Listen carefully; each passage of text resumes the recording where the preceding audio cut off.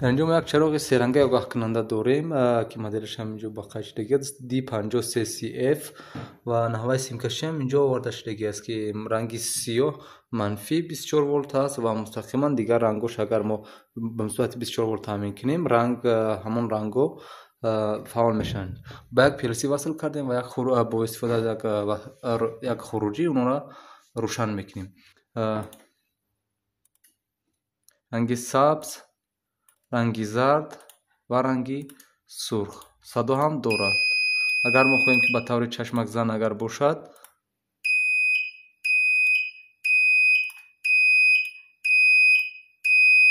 яъне ба ҳамешагӣ хеле ҳам қулай аст барои истифодабари дар шитҳо, ҳамон панелҳои идоракунӣ барои ҳолати садамавӣ ва барои ҳолати корӣ ки дар кадом ҳолат вазъияти ҳамон шити шумо қарор дорад.